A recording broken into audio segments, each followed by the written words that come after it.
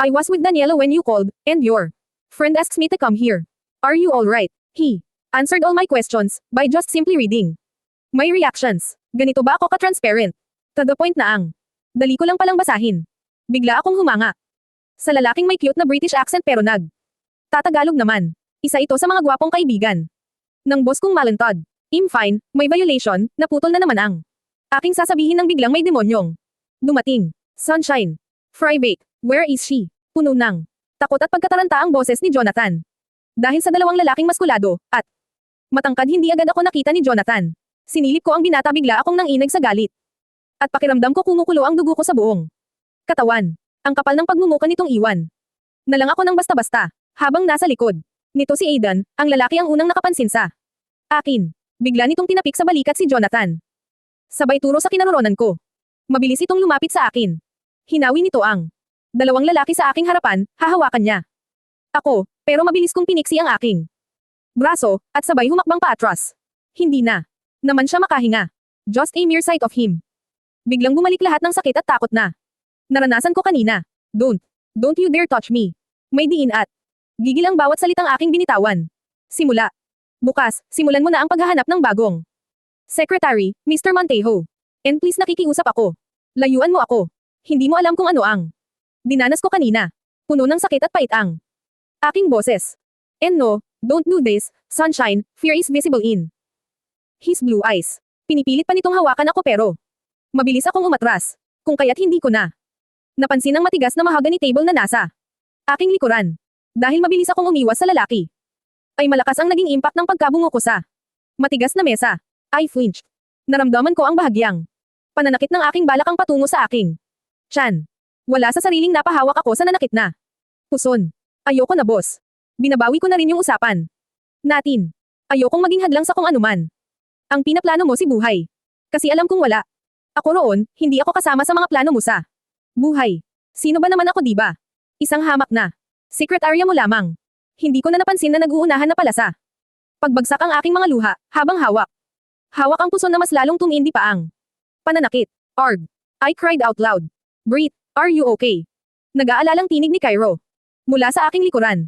Ito kasi ang mas malapit sa akin kung kaya't mabilis niya akong ainal-alayan. Nanghihina na ako. Hindi ko alam kung bakit ganito ka-grave ang pananakit ng puson ko at ang kalahati ng aking katawan. Cairo, masakit.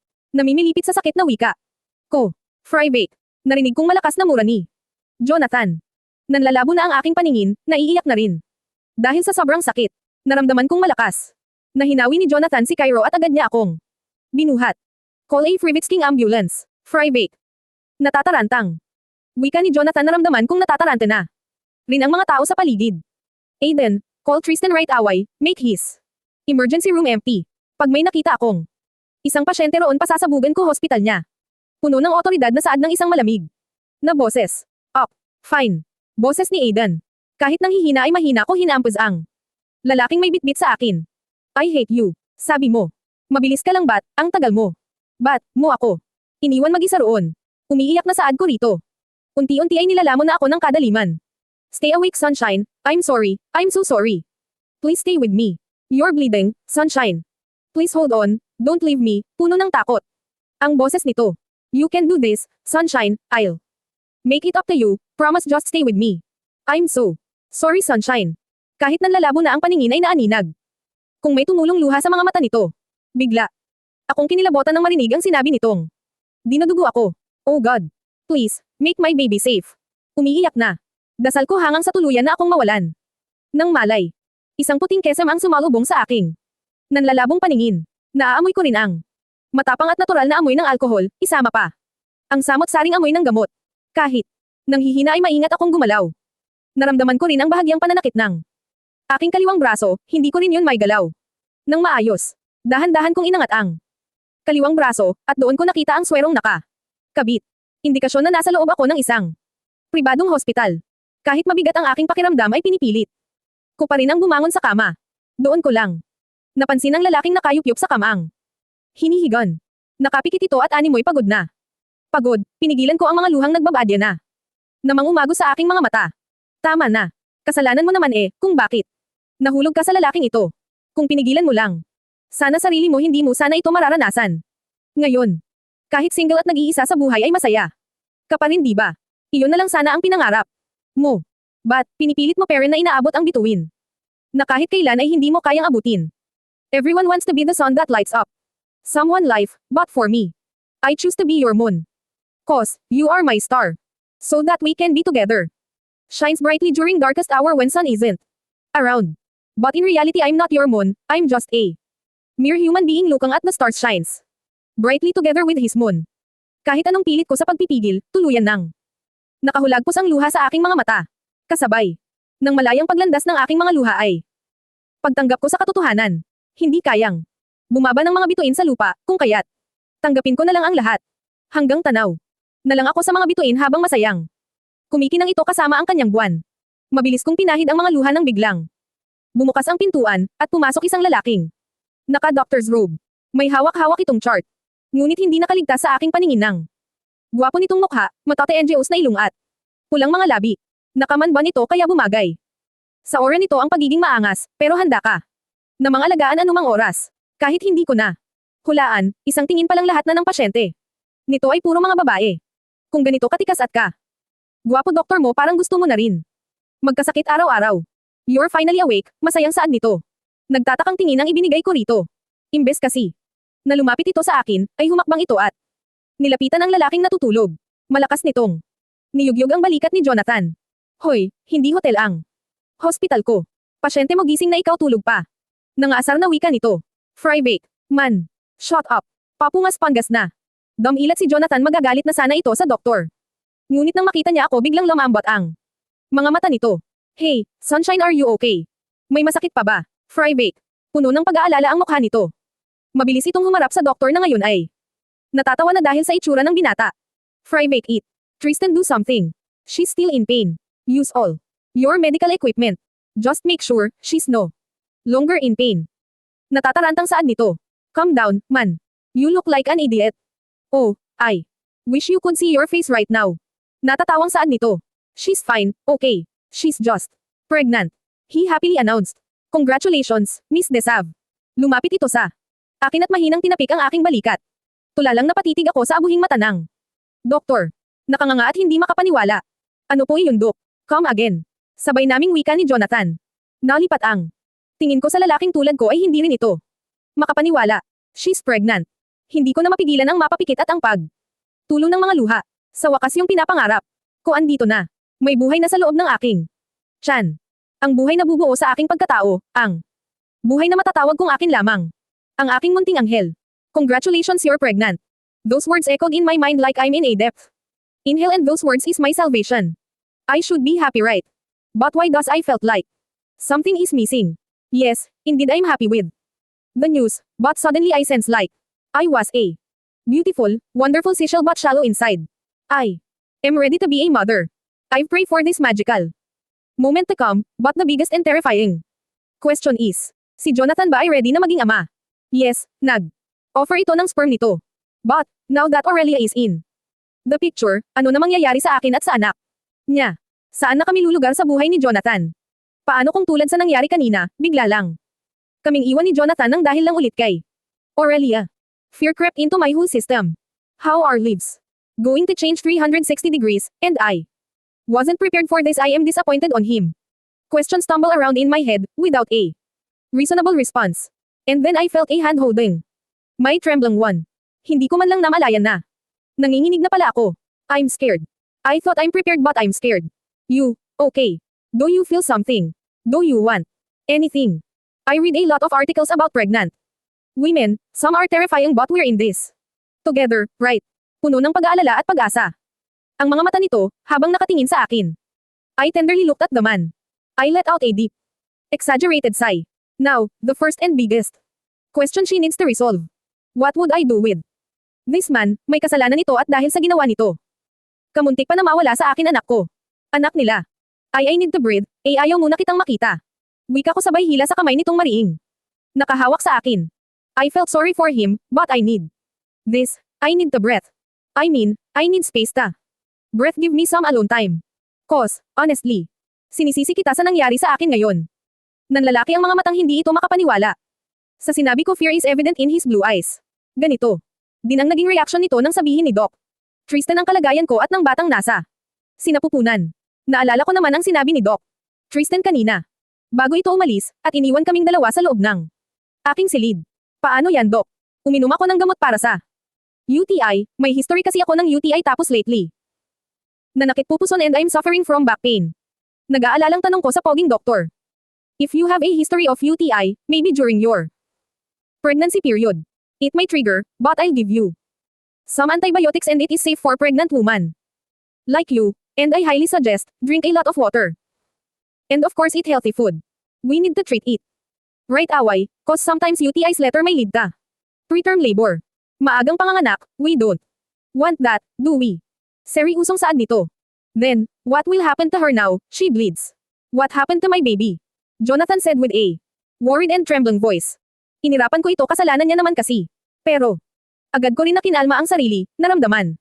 Kung nabubuhay na naman ang inis at galit para sa binata. She have, what we called an abnormal pregnancy. That's why she's suffering from light to heavy bleeding. She need to rest, and the baby just is fine.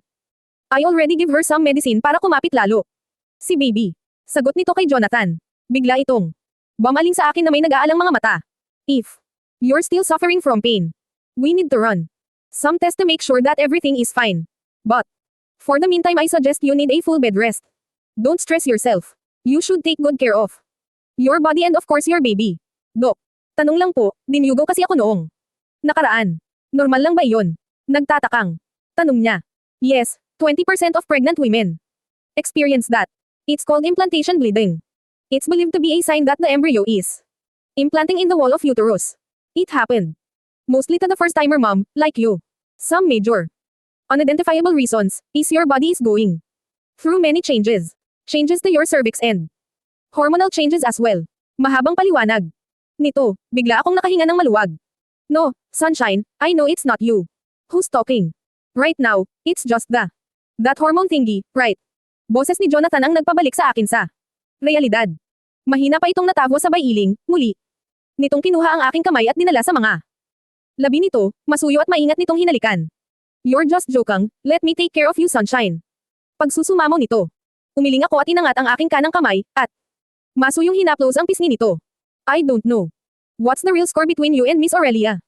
Kung ano man yan ayaw kong maipit sa gitna, I don't want my child to be your excess baggage. Tama. Naiyong ako lang ang masaktan wag lang ang anak ko. Huminga ako ng malalim at masuyong.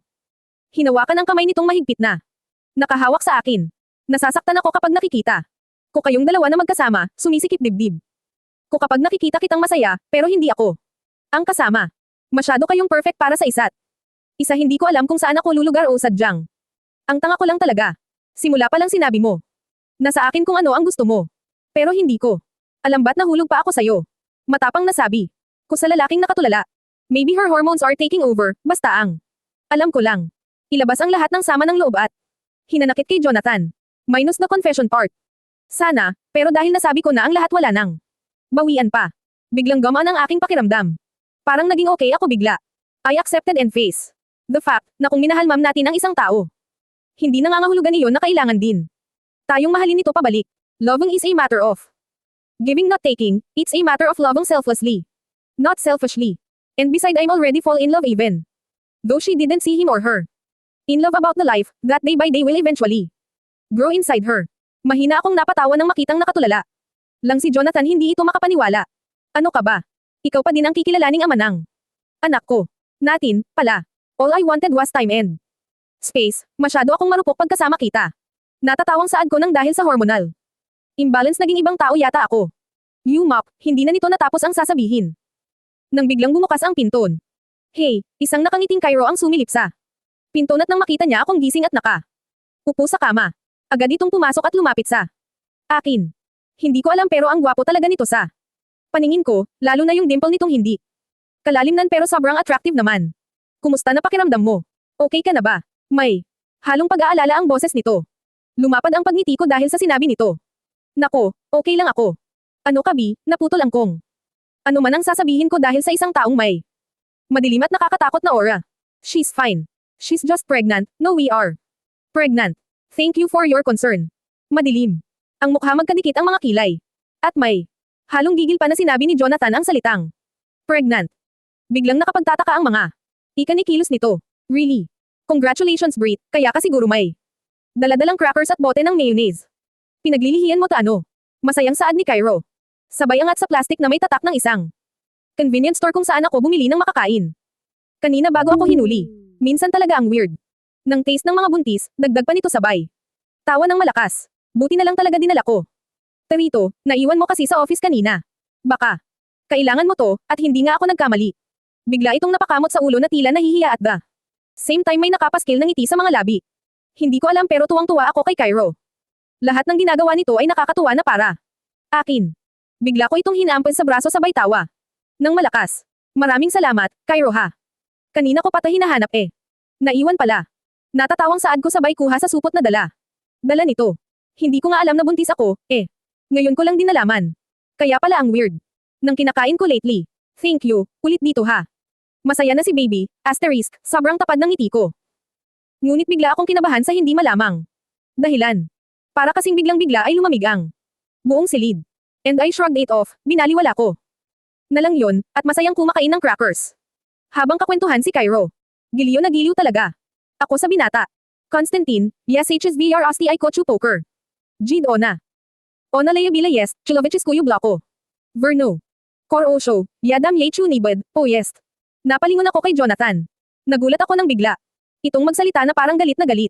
Hindi ko rin naintindihan ang sinasabi nito. Pero base sa itsura nito ngayon halatang iritado at galit ito. Madilim na madilim din ang mukha nito habang nakatingin kay Cairo. Russian translation I'm livid right now and I want poker, where is she? She loved to eat humans. Flesh right. Good, I'll give her something to eat. Napailing na lang ako perks of being a polyglot ito. Lang nakaintindi sa sinasabi, at ang kausap nito. Tsaka isa pa, ayaw ko itong makita. Rumurupok. Pundasyon ng aking pagkababae kapag nakikita ko. Ang asol nitong mata. Yes, ganyan ako kainapag. Dating sa binata. Kailan ang labas mo rito? Tanong ni Cairo. Sasagutan ko sana ito kasi pati rin ako'y hindi ko alam kung kailan. Pero mukhang hindi na rin. Kailangan. Biglang dumating si Doc. Tristan na may kasamang nurse. You can go home now. And please take my advice. Seriously you need rest. Paalala ulit ni Doc. Tristan. Sa akin, at isang kemeng tango lang ang aking naisagot. Lumapit ang nurse sa akin at tinanggal ang IV fluid. At binigyan niya rin ako ng maraming gamot para sa UTI, at maraming gamot pampakapit kay baby. Gusto mo ba ng Zyprexa? Pampakalma. Para ka na. Kasing sasabog. Narinig kong wika ni Doc. Pogi, at tumawa ito ng malakas, na parang nakakita ng nakatutuwang bagay. Fry bake. Narinig kong biglang. May dumaing na para bang may namimilipit sa sakit. Nang tingnan ko kung saan galing iyon. Nakita kong nakahawak na si Doc. Tristan sa tiyan nito at hindi na may pinta ang pagmumuka. Hey, Brit. Gusto mo bang pumunta sa tita ko? Gumagawa siya ng homemade mayonnaise, baka. Gusto mong tikman. Masarap ang homemade mayo. Lalo na kung gawa niya mismo. Malapit lang dito. Bahay niya, gising pa iyon sa mga oras na ito. Paniguradong kapag pinuntahan natin doon sa bahay niya may bago siyang gawa, kung gusto mo. Lang naman. Nahihiyang saad ni Cairo. Bigla akong na-excite yung puso ko sobrang sumaya imagine. Homemade mayonnaise yun ang paborito ni baby. Talaga. Totoo. Gumagawa siyang homemade. Homemade mayonnaise. Fry bake. Narinig kong saad ni Jonathan. Bigla akong napatingin sa binata na nakakunot ang noo. Di ba, naka-impound kotse mo? At si Aiden. Paang samando sa'yo sa bahay ni Aurelie. Tanong. Ko sa binata. Ang lakas ng loob nitong ihatid ako. Eh wala naman siyang sasakyan. Malakas na tumawa si Doc. Tristan, nakahawak pa. Ito sa tiyan nito, at namimilipit na sa kakatawa. Nagtaka ako wala naman akong sinabi na. Nakatatawa ah. Dumilim lalo ang mukha ni Jonathan. I have a car, pwedeng sumabay si Brittany sa akin. Para mapuntahan namin tita ko. Suhestyon ni Cairo. Bigla akong natuwa sa sinabi nito. Sobrang hassle. Naman kasi kung magkokomot pa ako lalo. Sitwasyon ko ngayon. Then I will go with you, and get that Frivitzking mayo. Malamig na wika ni Jonathan. But, sasama ka. Hindi ba may pupuntahan ka pa? Tak ang tanong ko sa lalaki. And oh, it's past. Midnight na already nakakahiya na po boss. Naabala. Ko na po kayo. You're the most important thing that I need ta. Take care right now. No bots, let's go. Hindi. May pinta ang mukha nitong sabi, kinuha nito sa akin ang bitbit kong plastic bag, at kinuha rin ito. Ang handbag kong hawak-hawak ni Cairo. Hindi. Nakaligtas sa akin ang masama nitong titig kay Cairo. At nauna pa itong lumabas sa silid na iwan. Silang nagtataka maliban na lang kay Doc. Tristan. Na kanina pa tumatawa. Man, you should take care of yourself someone eat. Too much jelly beans. Natatawang tinapik pa ni Doc. Tristan ang balikat ni Cairo at lonmabas na ito ng silid. Nagkatinginan kaming dalawa ni Cairo, nagtataka. Ang mata nito habang kibot balikat lang ang aking. Tanging naisagot. Natawa na lang kaming dalawa. Dahil sa nangyari. You know what? I have a soft spot for pregnant woman. Sana hindi mamasamain ng lalaking. Kanina pa masama ang tingin sa akin, na kung nakakamatay lang ang tingin kanina pa ako naka. Bulagta. Natatawang komento ni Cairo, habang sabay kaming naglalakad palabas ng hospital. Nako. Huwag mo nang pansinin iyon. Gutom lang. Siguro, yun kaya ganoon, wala lang iyon sa mood. Sagot ko sabay peking tumawa. Hindi ko na maintindihan ang lalaki, wala naman. Akong ginawang masama ah. Tsaka, gusto ko. Talagang kumain ng homemade mayonnaise. Bigla. Akong napahawak sa impulse ko pang tiyan. Kapit ka. Lang baby ha. Kakain tayo ng masarap na homemade mayonnaise. She happily giggled. Kaya hindi niya na napansin ang malungkot na titig ni Jonathan sa kanilang dalawa, partikular sa kanya. Sakit, takot, selos at lungkot ang mababanag sa kanyang asol na mga mata. Doc, Tristan said that I'm 6 weeks pregnant. Embryo pa lang si baby. Kasing liit niya ang boto ng pomegranate. Ang cute niya kung ganoon nga. Biglang akong kinilig habang nakatayo sa harap ng salamin. Nakakalungkot lang isipin na hindi masyadong kumakapit si baby. Kung kaya't lahat ng pag-iingat ay gagawin ko para lang protektahan si baby. Bigla akong napangiti nang maalala ang nangyari kagabi. Last night was a smooth ride, isama pa ba? Yung mayat-maya ay nagmumura na si Jonathan.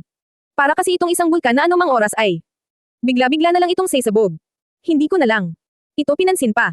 Hindi ko rin naman alam kung ano ang aking sasabihin. After ko mag-confess, parang nakakahiyang maging ganoon ulit ka-close sa binata. Ang awkward kaya. Like, hello. Gusto kita pero hindi mo ako gusto. Kaunting konsiderasyon naman. Diyan, pa-crush back, hindi pa ako nababaliw para sabihin niyon kay Jonathan. Pero laking pasalamat ko na sumama ang binata kagabi. Grabe, ang sarap pala talaga ng homemade mayo. Kaya ang ending binili ni Jonathan lahat ng mayonnaise na gawa ng tita ni Cairo. Tuwang-tuwa. Yung butihin may bahay at ako rin syempre. Para akong nanalo sa loto at may bitbit na walking ATM. Perks of being a money magnet. And I salute him. Malaking tulong na para sa isang maliit na negosyo. Ang ganoong bagay. Pwede naman bumili si Jonathan ng 1 o 2 bote ng mayonnaise but he chose to brought them all, at pina-deliver ang kalahati sa apartment ko. At ang kalahati naman sa mansyon ng binata. Nagka-instant supply kami ng mayo sa loob ng 1 taon. Kaya nang pauwi na kami nabawasan. Pagmumura ni Jonathan, nakakamatay nga lang ang mga titig nito kay Cairo. Pero ako hindi ko na ito pinagtuunan pa ng pansin. Maganda mood ko. Ngayon may 2 o 3 buwan akong supply ng mayonnaise. Hindi na nga niya inalam kung hinatid din ba ni Cairo si Jonathan sa bahay nito, or nag-commute na lang ang huli hindi ko na inaalam pa. Basta, masaya akong natulog kagabi, ganito pala ang feeling pag first-timer mom, nag-search ka agad. Ako kagabi. Kung ano-ano ang best healthy food para kay baby. Ano rin ba ang magandang name para sa baby boy or baby girl? Lahat yun isipan ko kagabi at sobrang excited na ako. At ngayon heto ako sa harap ng salamin, tagilid kahit hindi pa halata ang baby bump na tinatawag ng iba. Feeling ko malaki na sa loob si baby. Ganyan ako ka-excited, at isa pa sa napapansin ko sa tuwing gumigising ako sa umaga. Masyado akong glumang, at ang ganda ko. Grabe. Nakakaganda pala ang pagbubuntis. Nakakasilaw. Sa ganda. Para akong nakalaklak ng happy pill. Ang gon-gon din sa pakirandom. Baby, excited na ako makita ka. Sana blue eyes ka. Rin gaya ng sa daddy mo. Kausap kay baby habang marahang hinahaplos ang malit pang tiyan. Ayon sa nabasa kong article kagabi. It helps the baby recognize my voice and it's dependent the bond between me and the baby. Kaya lagi ko nang kinakausap si baby. Hindi pa ako tapos sa paghanga sa ganda kong. Hindi ko inaakala. Nang makarinig ako ng tawanan, hiyawan, at munting kaguluhan. Parang may nangyayaring party sa loob ng compound. Particular sa labas ng aking apartment. Naguguluhang sumilip ako sa pintuan para lang magulat sa aking nabungaran. At tuluyan na akong lumabas ng aking apartment. Sa harapan ng aking apartment ay may isang long table na punong-puno ng pagkain, pastry, foods, and many more, at may isang malaking art balloon with different sizes. Maganda sa paningin. Ang makukulay na mga balloons, the color gray and dark gray stand out. It's so beautiful. Napaka relaxing ng mga kulay. Nakakahanga kung sino man gumawa nito, halatang professional with matching flower garland. Ang ganda lalo tingnan. Bigla akong nagtaka. Anong meron? May ikakasal ba? Ba't ganito ka bongga? Ikakasal na ba si Rose? Halatang foreigner yung napangasawa ng kong sino mang anak ni Eva, kapag ganito kasi kabongga. Asahan mo na foreigner ang mapapangasawa. Ay, naku bata ka. But, andyan ka sa may pinton. Nakatayo. Napatalon ako sa gulat ng marinig niya ang sigaw ni Nanay Susan. Nay. Nagtatakang tanong ko sa ginang. Gusto mo ba maging suhi ang anak mo? Puno. Nang pag-aalala mukha nito. Suhi. Naguguluhang tanong ko dito. Isa pa sa papagulo sa isipan ko ay, kung paano nito nalaman ang sitwasyon niya.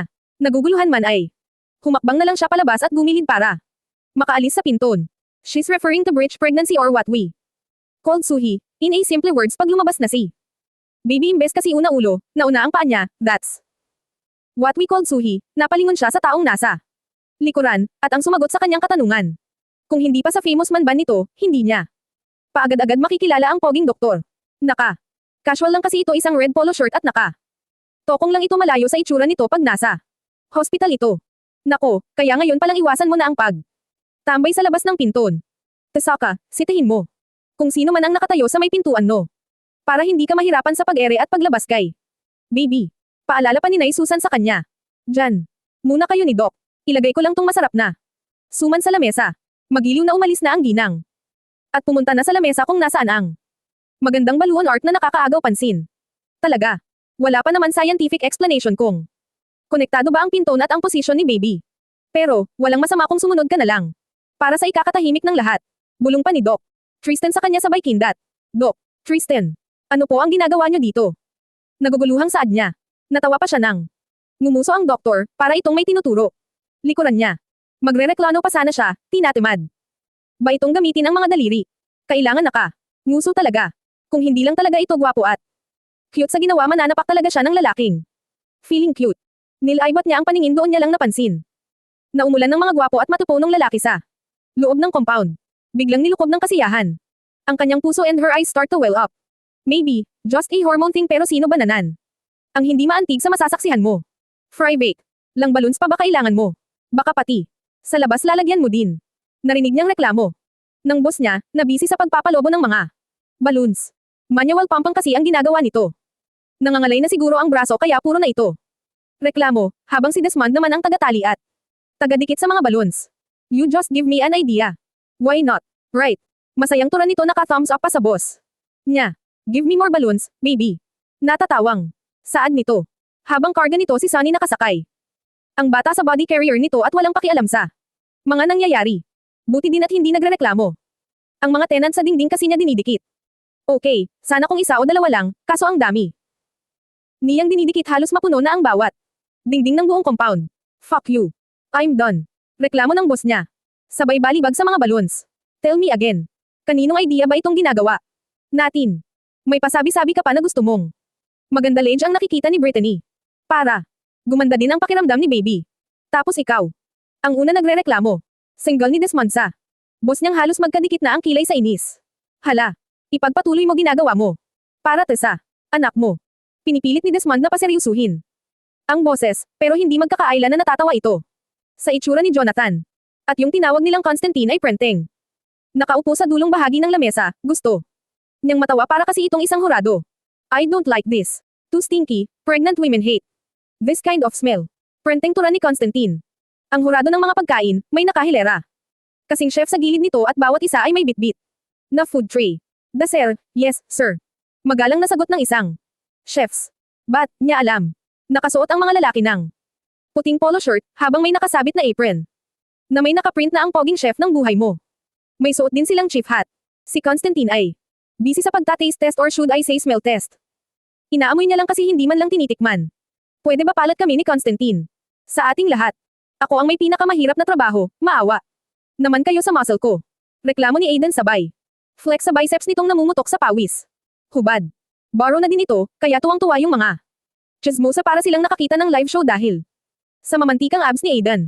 Busy kasi ito sa hahakot ng mga upuan, siya din ang kusang arrange ng mga uupon, kaya siya ang papawisan sa kanilang magkakaibigan.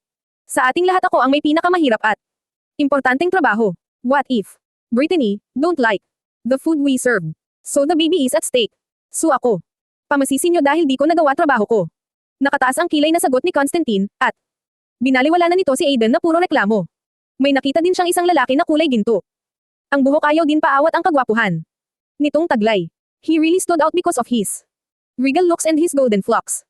Nakatayo ito at Nakahawak sa bewang habang nakatingin sa isang babae, sa tingin niya ay inuutusan nito ang babae. Kung ano ang tamang pag-table skirting. Habang ang babae naman ay nakanguso at halatang iritado. Sa lalaking may gininto ang buhok. Si Levi na lang. Hirit ni Aiden sabay sa turo sa lalaking may gintong buhok. Pakiramdam niya. Kanina pa napapagod at nagrereklamo si Aiden. Napalingon ang tinawag nitong Levi sabay. Turo sa sarili. Oo, ikaw. Palat tayo dito ka sa ginagawa ko. Pagod. Na ako. Reklamo ni Aiden kung hindi lang. Nakakahiya ay kanina pa ito naglulupasay sa semento. Don't start with me. I'm a Mancini. Puno ng otoridad na sagot ni Levi. What the fuck? Sue. Lapagan na lang tayo ng apelyido dito. I am a Fredericks and I resign. I quit. Bahala kayo sa buhay nyo. Sigaw ni Aiden. Wala kang masarap na adobo with potatoes and pineapple. Kalmadong sagot ni Levi. Damn. Ilabas lahat ng upuan. Isang barangay. Ang papakainin ni Jonathan. Walang uuwi hanggat hindi nabubusog. Pwede pa magbalot. Bigla itong sumigaw na para bang na-recharge at magana na. Itong nagbuhat ulit ng mga upuan. GAGO. Sagot ni Jonathan. Car 4 and 4 do. Si Desmond habang ang kamay nito ay nakatakip sa taingan ni Sonny. Idiot. Nakataas pa ang gitnang dalari ni Constantine. Crazy. Si Levi habang umiilang dahil sa kalukuhan ng kaibigan.